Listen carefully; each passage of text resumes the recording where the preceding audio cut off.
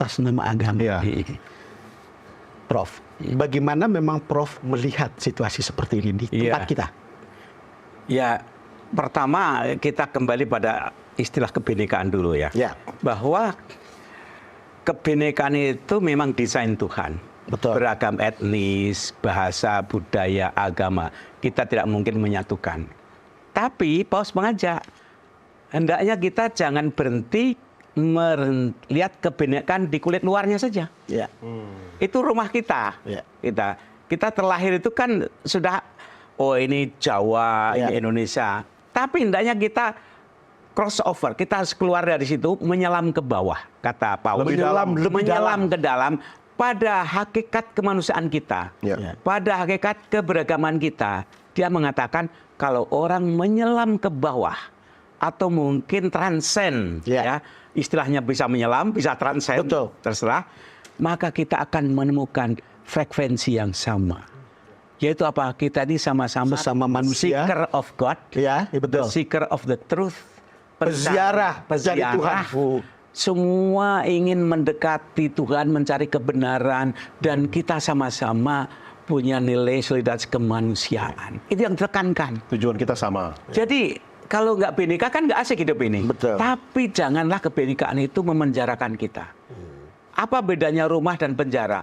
Kalau rumah itu mengurung, jadi kebinekaan jadi kurungan, jangan.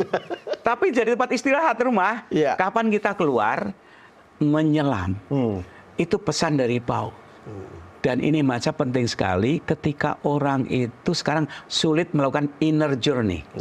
Orang kebanyakan outer journey. Melihat, mendengar, keluyuran, berburu, macam-macam. Padahal kebenaran, tidak melihat ke dalamnya. Tuhan itu kita rasakan, kita jumpai dalam kedirian kita yang dalam. Itulah mengapa agama mengajarkan meditasi, doa, ibadah, ritual. Itu sungguhnya kan sebuah inner journey. Berarti yang paling menarik itu, Don, tadi itu pidato di Istiqlal itu adalah metafora berjalan bersama di lorong. Yang menghubungkan katedral dan Masjid Istiqlal. Itu diandaikan bahwa kita itu sama-sama sebagai saudara, di kiri kita orang lain, di kanan kita orang lain, tapi kita ini adalah sesama manusia yang menuju titik terang di ujung lorong sana. Sama-sama di lorong kita ini. Sama-sama kita di lorong. Dan kita berjalan bersama-sama untuk menemukan terang di ujung lorong. Kenapa harus ikut-ikutan? Orang kita di jalan menuju. Atau Prof kan yang lebih dengar tadi soal metafora lorong itu. Kebetulan aja kan ada katedral dan masjid. Tapi sungguhnya itu karikatural simbolik aja. Andai kan di situ ada sinagog, ada tempel yang lain, maka lorong itu hendaknya terhubung ke seluruh itu, terkoneksi Karena di situ ada dua gambarannya. Tapi intinya apa? Bahwa kita itu ketika hidup ini kan kita bersama berjalan di lorong waktu. Kita berada di sepi. Istilah lorong waktu tapi sungguhnya kita kan menuju pada satu titik kebenaran, titik Tuhan. Asal usul kita itu dari Tuhan kembali pada Tuhan. Saya mau otokritik juga nih, Prof, Bang Don. Bangsa kita kan dianggap bangsa yang religius, beragama, maksudnya semua orang punya agama gitu, baik di atas KTP ataupun dalam perilaku sehari-hari. Tapi kita lebih sibuk pada simbol-simbol, Prof.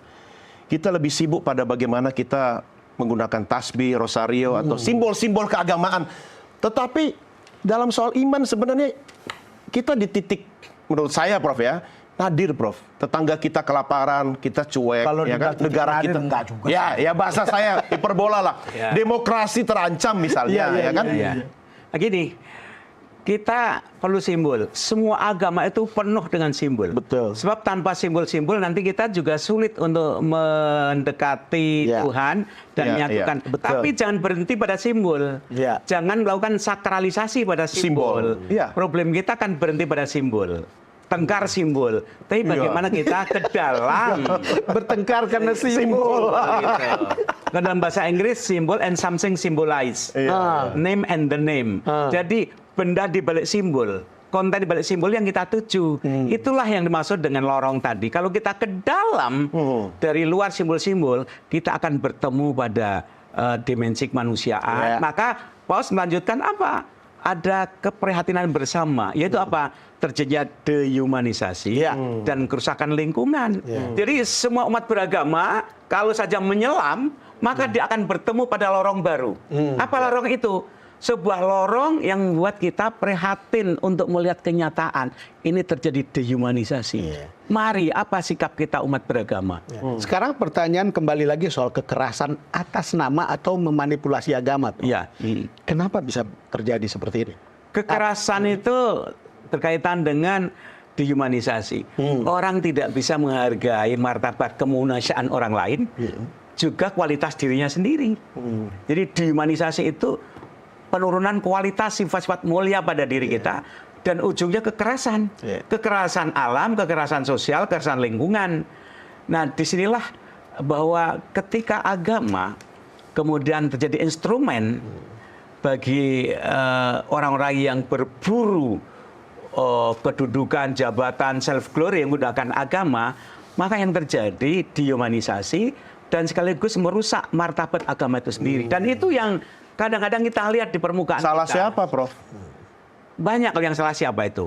Elit, politisi, Banyak aktor yang terlibat. tokoh agama. Tokoh agama harus berani menjelaskan, harus sering menjelaskan.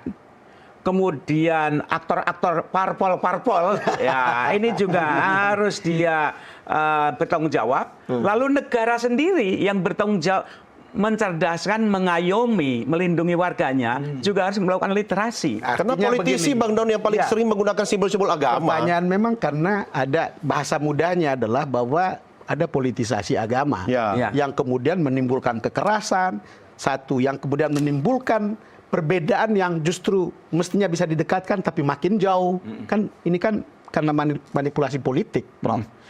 Gitu. Gini, tapi jangan kemudian kita anti politik. Betul, setuju. Sebab kalau tidak ada politik, itu repot, siapa yang akan ngatur ini? Itu betul. Kalau dalam Aristoteles ya, politik itu the highest art and knowledge. Ya. Tapi dalam perjalanannya kemudian malah degradasi. Sebagaimana kemarin tuh saya melihat YouTube, karena kecewa dengan demokrasi, anti demokrasi, mari kita tegakkan khalifah kan gitu. Ya, jangan loncat begitu. Iya.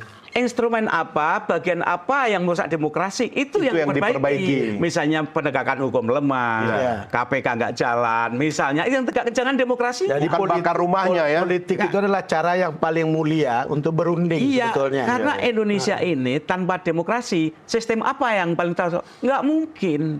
Hanya demokrasi yang cocok untuk Indonesia ini.